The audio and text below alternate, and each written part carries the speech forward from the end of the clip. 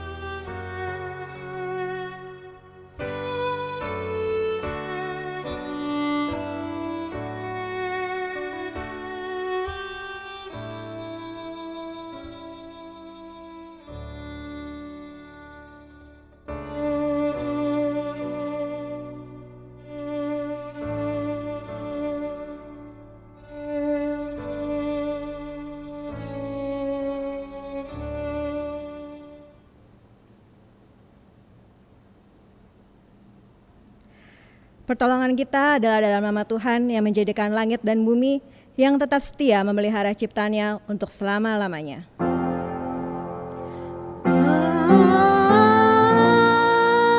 Amin, amin, amin. Kasih karunia dan damai sejahtera dari Allah Bapa kita dan dari Tuhan Yesus Kristus menyertai saudara sekalian. Tuhan besertamu. Ibadah kita pada hari ini dibuka dengan nats pembuka dari 1 Korintus pasalnya yang ke-7 ayat 29 sampai 31. Saudara-saudara, inilah yang kumaksudkan, yaitu waktu telah singkat. Karena itu dalam waktu yang masih sisa ini, orang-orang yang beristri harus berlaku seolah-olah mereka tidak beristri, dan orang-orang yang menangis seolah-olah tidak menangis, dan orang-orang yang bergembira seolah-olah tidak bergembira, dan orang-orang yang membeli seolah-olah tidak memiliki apa yang mereka beli. Pendeknya, orang-orang yang mempergunakan barang-barang duniawi seolah-olah sama sekali tidak mempergunakannya, sebab dunia seperti yang kita kenal sekarang akan berlalu. Pada saat ini kita akan menyiapkan diri dan juga hati kita untuk masuk ke dalam doa pengakuan dosa.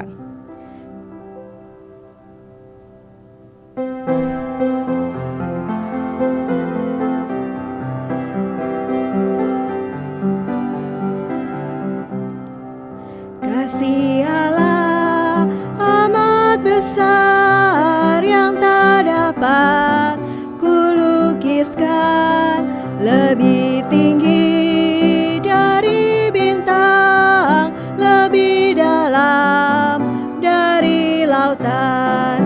Meski Adam telah berdosa, Ia mengutus anaknya, agar kita damai dengannya, dosa diampuninya.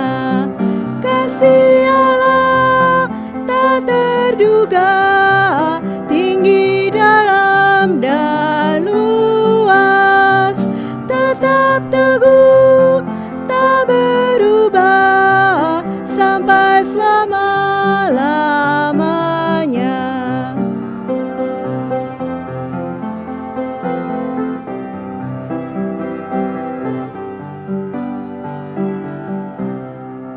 Dengan langit sebagai kertas, batang pohon sebagai pena, air laut sebagai dawat, tiap orang penulisnya tak mungkin akan menuliskan kasih Allah yang besar.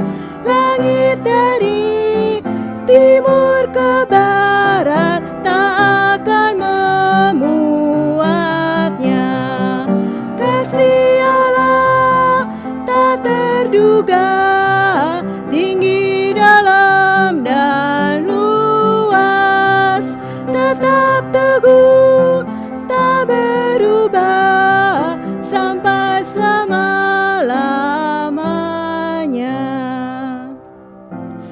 Mari kita bersatu di dalam doa. Ya Tuhan Allah kami yang memiliki kasih yang sempurna dan sumber dari segala kasih, kami bersyukur jika oleh karena anugerah-Mu kami masih diizinkan untuk mengambil bagian dalam ibadah pada hari ini. Kami bersyukur jika kami masih diberikan kesehatan, diberikan kekuatan untuk mengikuti ibadah pada hari ini. Tuhan, dalam perjalanan kehidupan kami sebagai pengikut-Mu, biarlah kami menyadari bahwa hidup kami adalah hidup yang telah ditebus oleh darah-Mu yang berharga. Biarlah kami menyadari bahwa kami hidup untuk memuliakan nama-Mu, sehingga kami tidak menyia-nyiakan bahkan sedetik pun dari kehidupan kami. Tapi kami juga menyadari Bapa kelemahan kami sebagai manusia berdosa. Tapi biarlah kami terus bergumul dalam kelemahan kami ini, dan kami enggak membiarkannya sehingga menyia-nyiakan anugerah-Mu. Karena itu tolong kami Tuhan dan ampuni kami, dan biarlah kami boleh melanjutkan ibadah ini dengan sebuah pengakuan bahwa pengampunan-Mu yang sempurnalah yang melayakkan kami dan menolong kami. Terima kasih Tuhan, di dalam nama Tuhan Yesus kami berdoa dan bersyukur. Amin. Dengarkanlah berita anugerah yang terambil dari Yunus pasalnya yang ketiga ayat ke-10. Ketika Allah melihat perbuatan mereka itu, yakni bagaimana mereka berbalik dari tingkah lakunya yang jahat, maka menyesallah Allah karena malapetaka yang telah dirancangkannya terhadap mereka, dan ia pun tidak jadi melakukannya. Demikianlah berita anugerah dari Tuhan. Jemaat silakan memberikan salam damai kepada sesama anggota keluarga. Biarlah kita mengingat juga bahwa hidup kita ini yang telah ditebus adalah hidup yang telah dimiliki oleh Tuhan. Kita akan menyiapkan hati kita untuk masuk dalam firman Tuhan sambil menaikkan sebuah pujian dan pengakuan, Aku milik-Mu, oh Tuhan.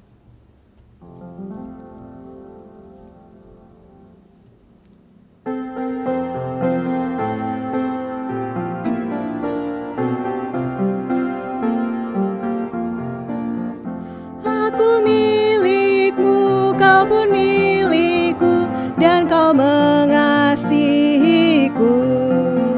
Tuhan tambahkan imanku ini, ku mau dekat padamu.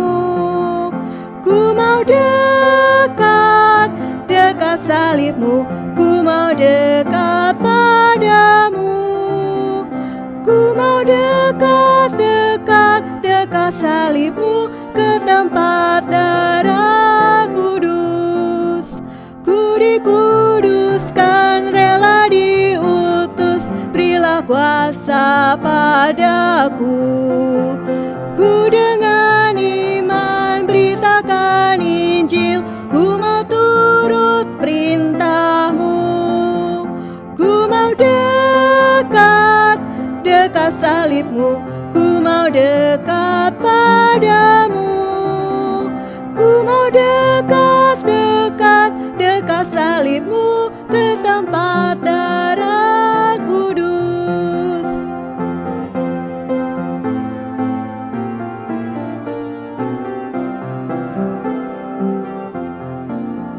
Aku bersujud di hadapan-Mu, saat itu indahlah. Hatiku senang berkat-Mu limpah, ku bersuka citalah. Ku mau dekat, dekat salib-Mu, ku mau dekat padamu.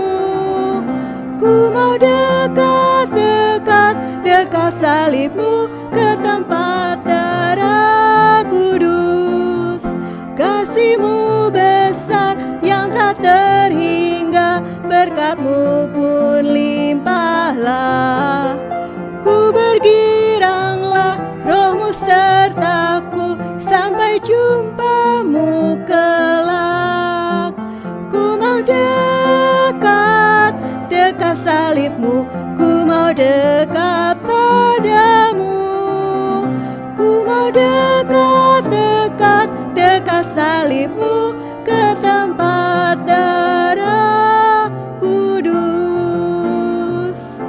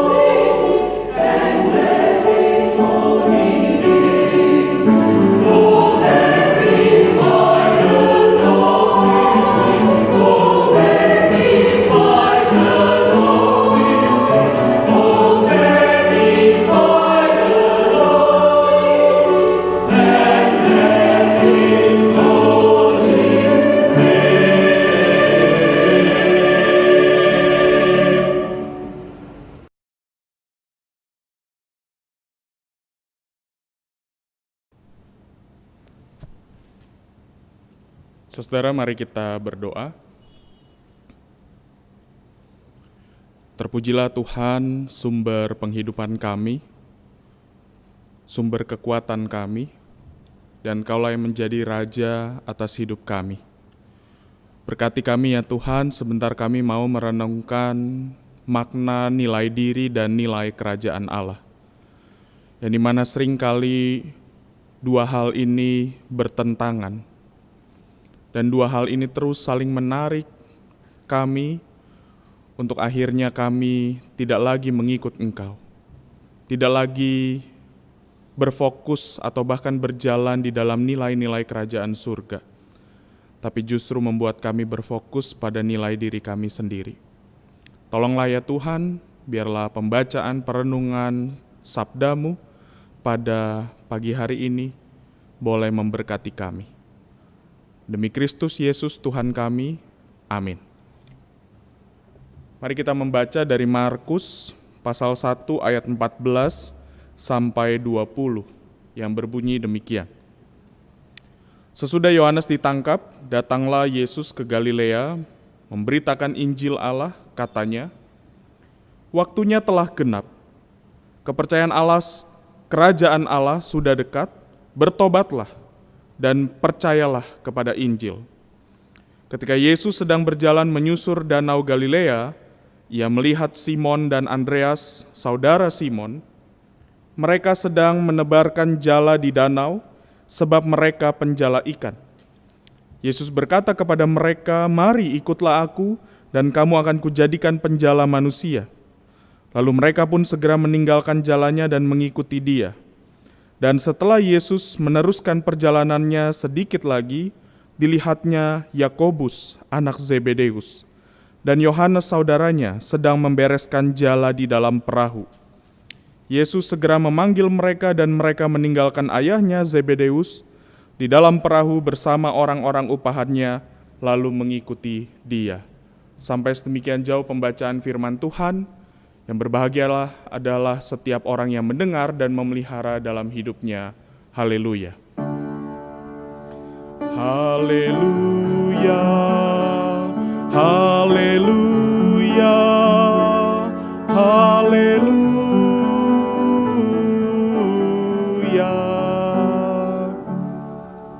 Shalom, selamat pagi saudara yang terkasih dalam Tuhan. Hari ini kita akan bersama-sama merenungkan tema nilai diri dan nilai kerajaan Allah. Saudara, ketika kita berbicara tentang kerajaan Allah atau berbicara tentang sebuah nilai kerajaan Allah, tentu ada sebuah hal yang bertentangan, yang mana di dalam tema yaitu berkaitan dengan nilai diri. Nilai diri artinya membuat kita berfokus kepada diri kita sendiri, keinginan kita sendiri, keegoisan kita sendiri, yang dimana pusatnya adalah kita. Tapi kalau kita berbicara tentang kerajaan Allah, artinya ini berbicara tentang nilai-nilai yang dimana Allah adalah Raja atas hidup kita. Kalau nilai diri, kita yang menjadi rajanya. Tapi di dalam kerajaan Allah, Allah lah yang menjadi Raja, dan Allah lah yang menentukan nilai-nilai itu di dalam kehidupan kita. Dan bagaimana kita sebagai murid-murid Tuhan, kita belajar untuk menghidupi nilai-nilai itu di dalam kehidupan setiap kita. Saudara yang terkasih dalam Tuhan, Injil Markus adalah sebuah cerita yang disampaikan oleh Petrus sendiri yang kemudian dicatat oleh Markus.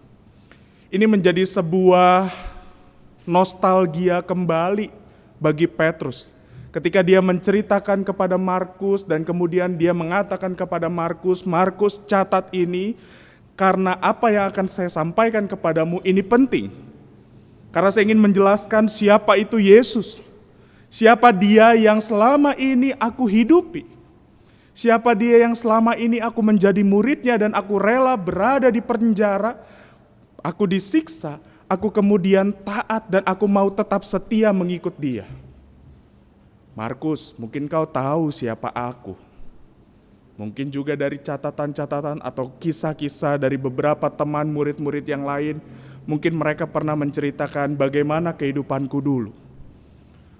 Saudara, saya membayangkan bagaimana Petrus ketika dia menceritakan ini kepada Markus, itu pun juga menjadi sebuah perjalanan bagaimana dia dulu ketika dia memutuskan untuk mengikut Yesus. Perjalanan itu tidak selesai. Tapi perjalanan itu adalah sebuah proses yang terus dia jalani sepanjang hidupnya. Dan bagaimana akhirnya dia menyadari bahwa benar yang saya hidupi ini adalah nilai kerajaan Allah. Yang dimana perlahan-lahan itu seharusnya membuat saya melupakan nilai diri saya sendiri atau nilai keakuan saya.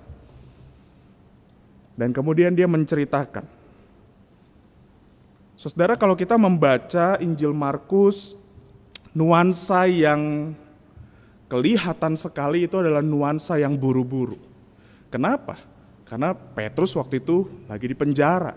Dan kemudian dia berada di dalam masa di mana dia akan dihukum. Makanya kita akan mendapatkan kesan yang begitu tergesa-gesa. Kalau kita melihat di dalam pasal 1 ayat yang pertama, dikatakan inilah permulaan Injil tentang Yesus Kristus anak Allah. Lalu kemudian dia menceritakan Yohanes Pembaptis. Dan pada saat dia menceritakan tentang Yesus yang dibaptis, dia memakai kata ia melihat langit terkoyak. Saudara perhatikan, dia tidak memakai kata terbuka. Seolah-olah itu perlahan-lahan tetapi ini terkoyak. Seperti kita sedang mengoyakkan kain lalu kemudian crack gitu ya. Itu berlangsungnya cepat. Kenapa? Karena Petrus di sini dia ingin segera berfokus kepada inti dari apa yang ingin dia sampaikan kepada Markus, yaitu tentang Kristus, apa yang dia lakukan, dan bagaimana dia adalah penggenapan dari janji Tuhan mengenai kasih Tuhan kepada kita, manusia yang berdosa. Dan di sini di dalam pembacaan kita di ayat 14 sampai 20, di situ dikatakan bahwa waktunya telah genap. Saudara, mungkin kita bertanya waktunya apa? Apa yang telah genap? Apa yang telah akhirnya terjadi? Apa yang akhirnya kemudian digenapi oleh Tuhan? Ini berbicara tentang pengharapan yang selama ini disampaikan oleh para nabi kepada bangsa Israel. Dan kemudian Yesus mengatakan waktunya telah genap. Apa yang selama ini kamu nantikan itu akan terjadi. Itu akan digenapi, itu akan terlaksana. Jadi kamu tidak usah lagi menunggu-nunggu atau menanti, karena waktunya telah genap. Saudara, saya membayangkan gitu ya, ketika mungkin kita sedang menanti pesawat yang delay, ya, kita tahu tuh jangka waktunya kapan. Atau mungkin juga karena ada masalah teknis tertentu, kemudian jadwal delay itu kemudian diperpanjang. Hati kita menjadi kesal, kemudian kita ngedumel sendiri, kita marah atau kita bertanya-tanya mana ini kompensasinya. Mungkin kita googling kalau telat 1 jam dapat apa, telat 1,5 jam dapat apa, telat lebih dari 3 jam mungkin dapat apa. Tapi kemudian ketika diumumkan, ya Bapak Ibu boleh silakan naik ke pesawat. Bagaimana respon kita? Mungkin yang tadinya kita tertunduk, sebel sambil main handphone, lalu kemudian dikatakan Bapak Ibu boleh naik pesawat. Akhirnya naik pesawat juga. Akhirnya waktunya telah genap. Saudara, itulah yang disampaikan oleh Yesus. Waktunya telah genap. Dan waktu yang telah genap itu dia mengatakan kerajaan Allah itu sudah dekat. Kerajaan Allah tidak lagi jauh, kerajaan Allah tidak lagi masih di awang-awang, atau kerajaan Allah itu masih menjadi sebuah nubuatan, tidak. Tapi dikatakan kerajaan Allah sudah dekat. Wow, betapa menyenangkannya ketika sebagai orang Israel mereka mendengar kerajaan Allah sudah dekat. Oh, artinya Tuhan akan memulihkan umatnya. Tuhan memperhatikan umatnya. Dan Tuhan akan berperang bagi umatnya. Mungkin itu adalah konsep yang ada di pikiran mereka. Tapi apa yang Yesus katakan setelahnya? Dia tidak mengatakan, ayo sekarang angkat pedangmu, lalu kemudian kita berperang bersama melawan penjajah. Karena kita harus menegakkan kerajaan Allah. Tidak, Yesus tidak mengatakan demikian. Tapi dia mengatakan bertobatlah dan percayalah kepada Injil. Saudara, ini penting sekali ketika kita tahu tentang kerajaan Allah.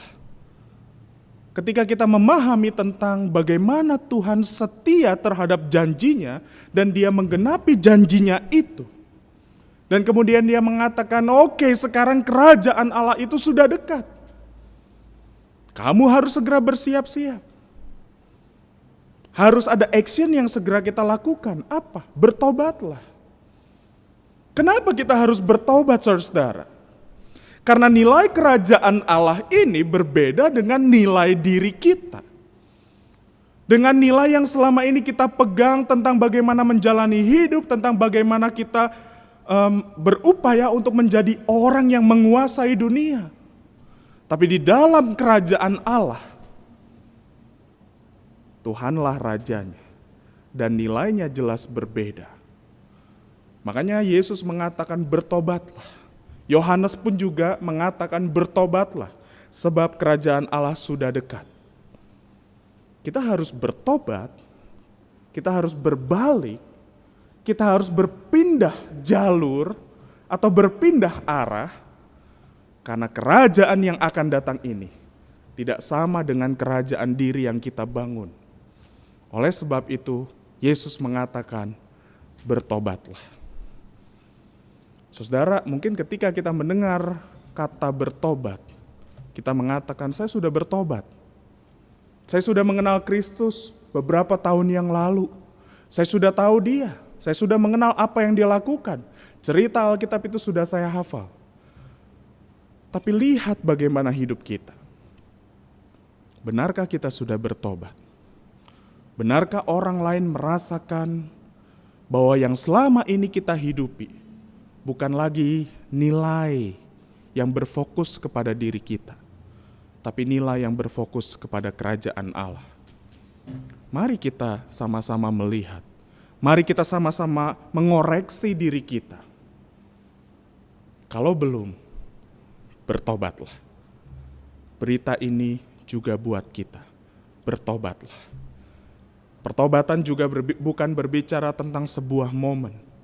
Tapi pertobatan itu berbicara tentang bagaimana jalan hidup kita di dalam mengikut Tuhan. Yaitu kita harus terus-menerus mengikut Tuhan. Pertobatan itu harus berlangsung setiap hari di dalam kehidupan kita. Karena kedagingan kita ini terus-menerus menarik kita supaya kita tidak lagi mengikut Tuhan. Bertobatlah.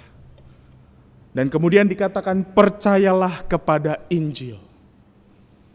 Saudara, Injil adalah berita baik. Jadi ketika engkau bertobat bukan sekedar bertobat, tetapi karena engkau mempercayai Injil itu, berita baik itu yang telah engkau dengar, yang telah engkau terima, dan itu menjadi dasar dari pertobatan kita. Di mana Tuhan memperhatikan kita orang berdosa. Jadi kita memiliki kabar baik di dalam hidup kita.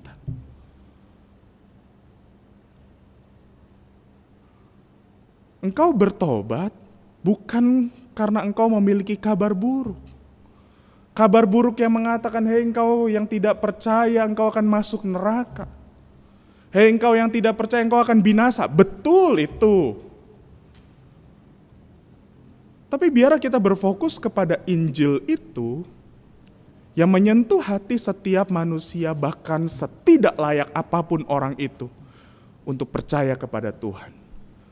Dan mungkin saya membayangkan Petrus mengatakan, hei Markus, orang yang sebenarnya tidak layak untuk menerima Injil itu adalah saya.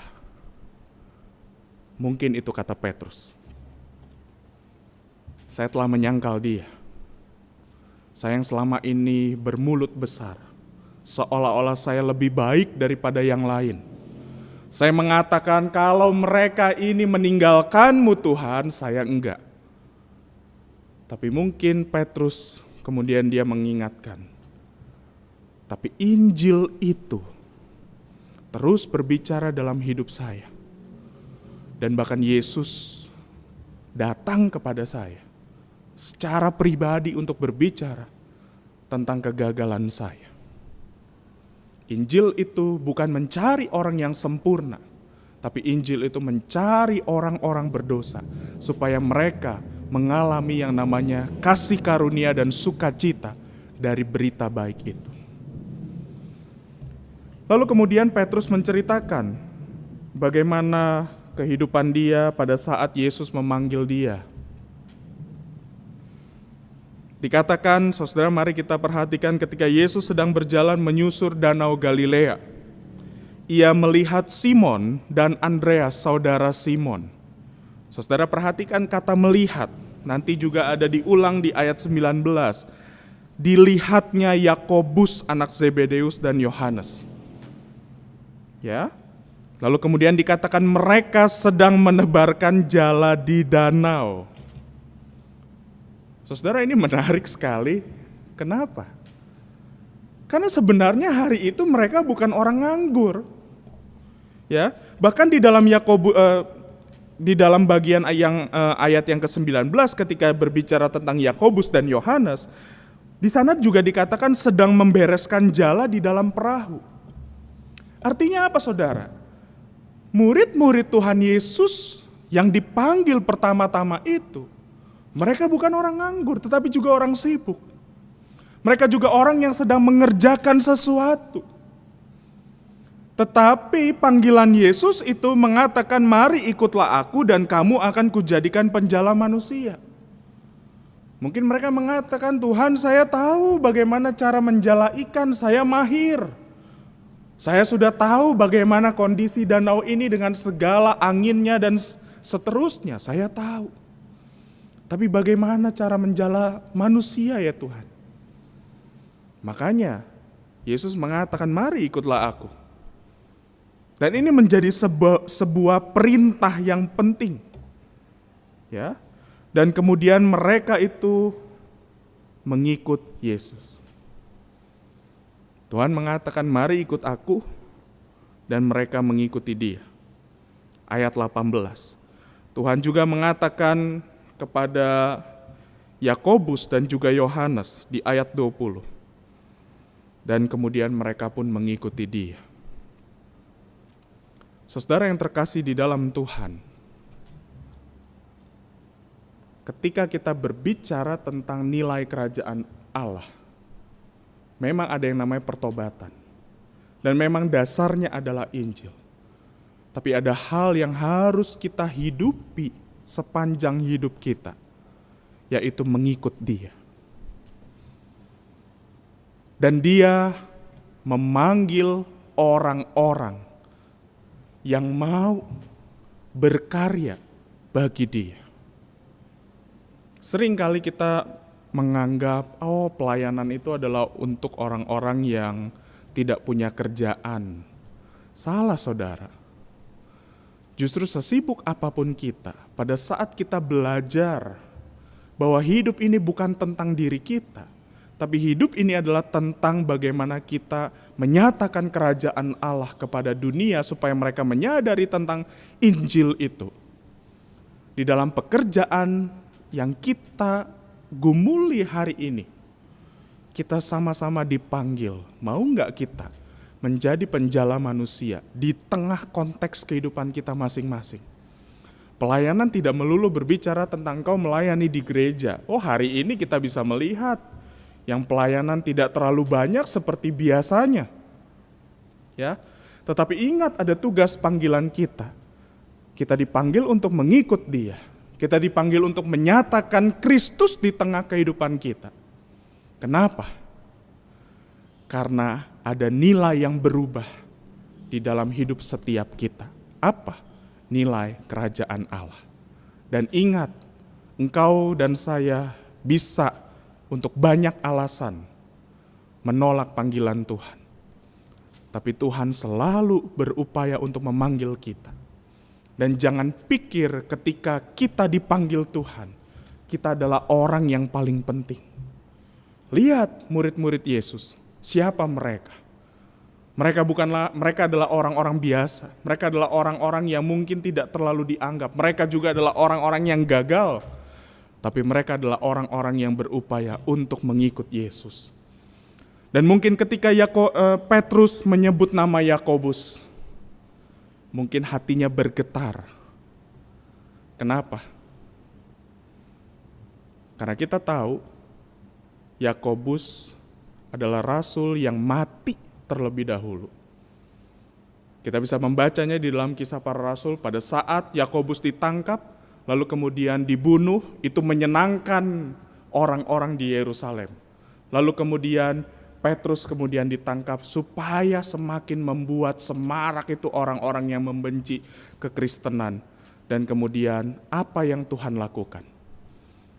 Yakobus tidak diselamatkan, tapi Petrus diselamatkan. Mungkin Petrus mengatakan, Tuhan, seharusnya Yakobus saja yang diselamatkan. Dia jauh lebih baik, dia jauh lebih berkarisma. Mungkin dia akan mengatakan, dia itu tidak seperti saya yang banyak kegagalannya. Itulah misteri yang kita tidak tahu, kenapa Tuhan mengizinkan Yakobus meninggal terlebih dahulu, sedangkan Petrus tidak. Kita tidak tahu. Tapi pada saat Tuhan memberikan kesempatan bagi kita hari ini, ingatlah, Dia memanggil engkau dan saya. Bukan pada saat kita nganggur, bukan pada saat kita nggak ada kerjaan. Tapi Dia mau melihat bagaimana respon kita. Pada saat Dia memanggil, apakah kita mau mengikuti Dia? Dan pada saat kita mengikuti Dia, bukan berarti proses kita sudah selesai. Kita akan terus-menerus berproses sebagai murid Kristus, yang dimana nilai diri dan nilai kerajaan Allah itu akan terus-menerus bertentangan di dalam diri kita masing-masing, terus-menerus bergejolak. Dan disitulah kita belajar untuk mempercayai Tuhan di dalam hidup kita. Karena sesungguhnya Dia memanggil kita untuk setiap hari hidup di dalam pertobatan dan percaya kepada berita Injil.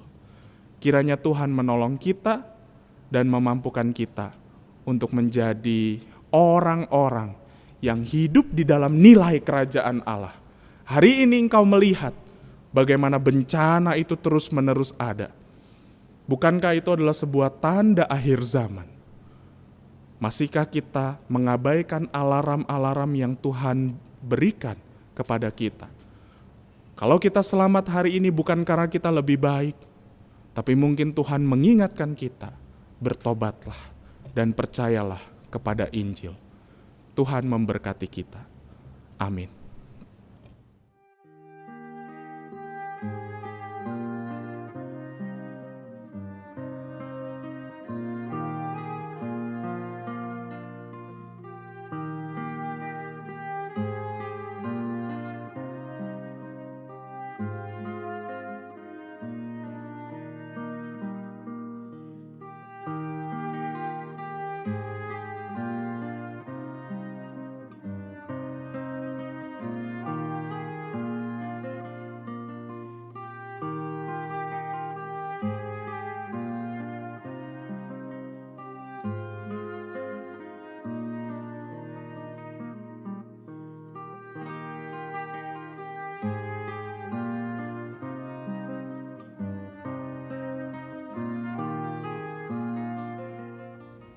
Mari kita menaikkan doa syafaat.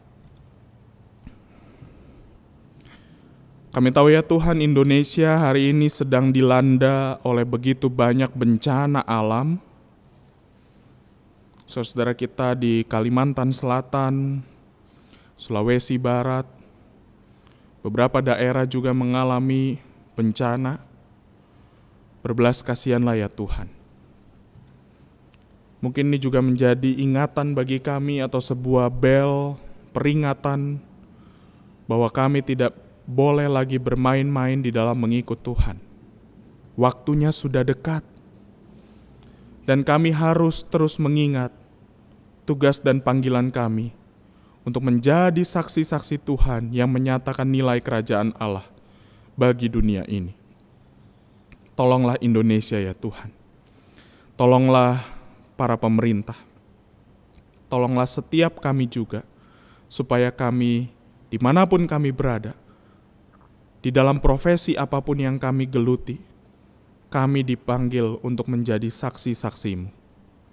Dan kami tahu kami semua adalah orang-orang yang berproses, yang masih bisa gagal, yang masih bisa jatuh. Tapi jangan biarkan kami berputus asa, tapi kami belajar untuk mempercayai Engkau. Berkati untuk gereja-Mu GKI Agape, Engkau yang tolong hamba Tuhan, majelis jemaat maupun juga para pengurus, pelayanan di dalam komisi-komisi, supaya kiranya kami semua ketika diizinkan kembali untuk berkumpul bersama di gedung ini, kami tidak lagi menjadi orang-orang yang sama seperti yang lalu, tapi kami boleh bertumbuh karena pengenalan kami akan Tuhan. Dan karakter kami, sifat kami, segala sesuatu yang tidak berkenan di hadapan-Mu, kami buang itu semua, dan kami mau menyongsong kehidupan yang saling mengasihi dengan kasih agape. Berkati jemaat-Mu yang mengalami kelemahan tubuh, berkati mereka juga yang baru berduka untuk keluarga Ibu Uun, kiranya Tuhan juga yang memberikan kekuatan. Tolonglah setiap kami ya Tuhan, karena sesungguhnya kami lemah tidak berdaya dan membutuhkan Engkau, Tuhan, Juru Selamat kami, Raja di dalam hidup kami. Berkatilah kami semua. Inilah seru doa syafaat kami yang kami naikkan hanya di dalam nama Tuhan Yesus Kristus. Amin.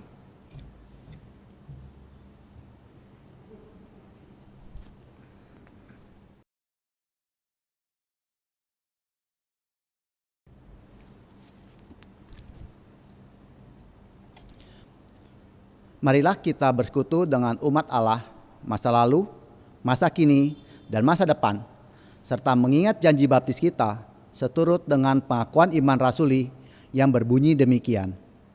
Aku percaya kepada Allah, Bapa yang Maha Kuasa, Khalik langit dan bumi, dan kepada Yesus Kristus, Anaknya yang tunggal, Tuhan kita, yang dikandung daripada Roh Kudus, lahir dari anak darah Maria, yang menderita sengsara di bawah pemerintahan Pontius Pilatus, disalibkan, mati dan dikuburkan, turun ke dalam kerajaan maut, dan pada hari yang ketiga bangkit pula dari antara orang mati, naik ke sorga, duduk di sebelah kanan Allah, Bapa yang Maha Kuasa, dan dari sana Ia akan datang untuk menghakimi orang yang hidup dan yang mati. Aku percaya kepada Roh Kudus, gereja yang kudus dan am, persekutuan orang kudus, pengampunan dosa, kebangkitan orang mati, dan hidup yang kekal. Amin.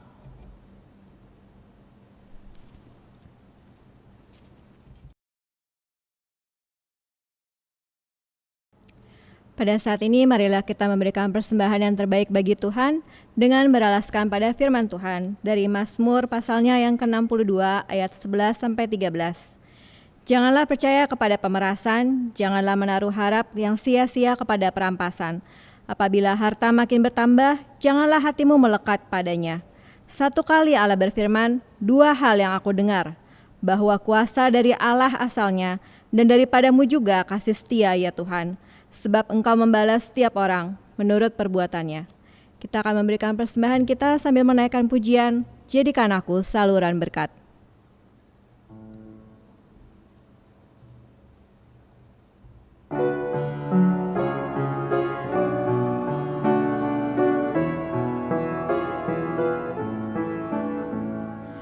Di dalam dunia yang penuh liku, banyak yang keluh kesah.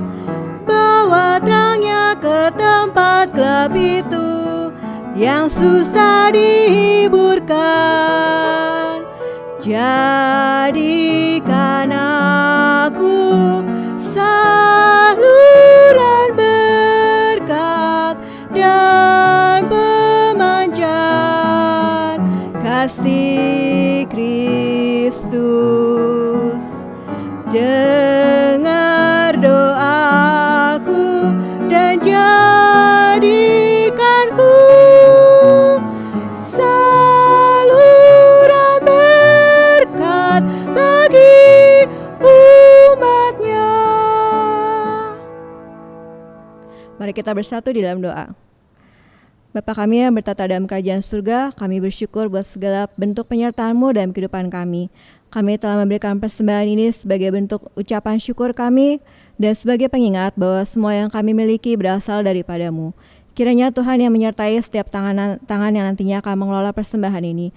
Tuhan yang memberikan hikmat bijaksana pada para majelis yang akan mengelolanya. Dan Tuhan, biarlah kami juga mengingat bahwa persembahan ini hanyalah perlambang agar kami mempersembahkan seluruh kehidupan kami untuk memuliakan nama-Mu. Terima kasih Tuhan, di dalam nama Tuhan Yesus kami berdoa dan bersyukur. Amin. Kita akan mengakhiri ibadah kita pada hari ini sambil menaikkan sebuah pujian Kidung Berkat.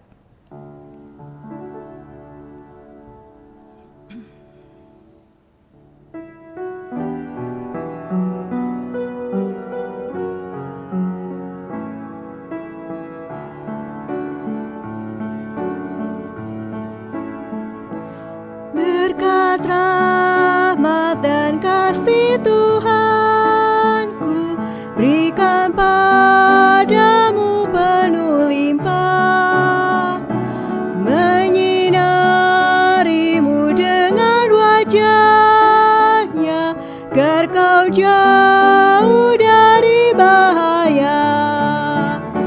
Dengan janjinya yang sungguh setia, kau tak goncang dan tak tergoyah,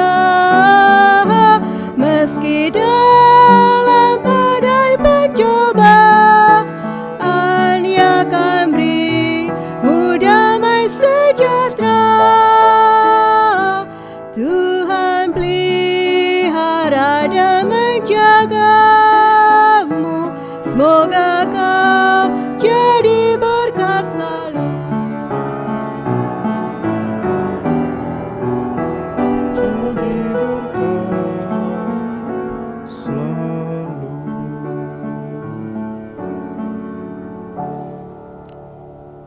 Saudara, arahkanlah hatimu kepada Tuhan. Jadilah saksi Kristus. Terpujilah Tuhan. Terimalah berkat Tuhan.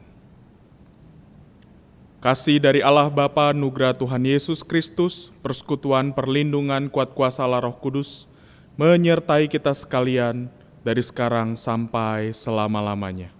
Amin.